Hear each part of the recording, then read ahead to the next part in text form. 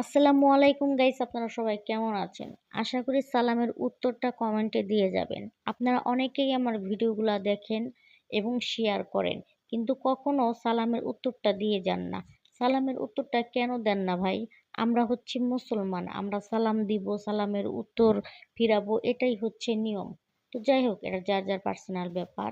চলেন আজকে আমার জীবন নিয়ে কিছু কথা বলি। আমার জীবনের কাহিনী কখনো আপনাদের সাথে শেয়ার করা হয় না। তো আজকে আমার জীবনের কিছু কথা এবং কাহিনী বলবো।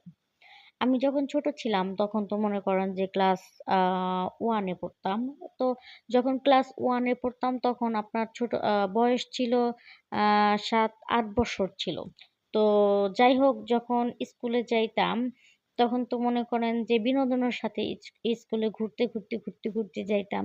যখন দেখতাম যে কাঠ বিড়াল, শুনছেন তো অবশ্যই। আমাদের সন্তোষের, আমার বাসা হচ্ছে টাঙ্গাইল সন্তোষ ভার্সিটির সাথে। তো ভার্সিটির সাথে যখন স্কুলটা ছিল তখন ভার্সিটি হয়েই তো আমাদের স্কুলে যেতে হতো। তো আমি তো মনে করেন যে কাঠ বিড়াল আছে, তারপর হচ্ছে কাঠ বাদাম আছে। আমি তো শুনেছি যে কাঠ বাদাম গাছে কাঠ বিড়াল থাকে। তো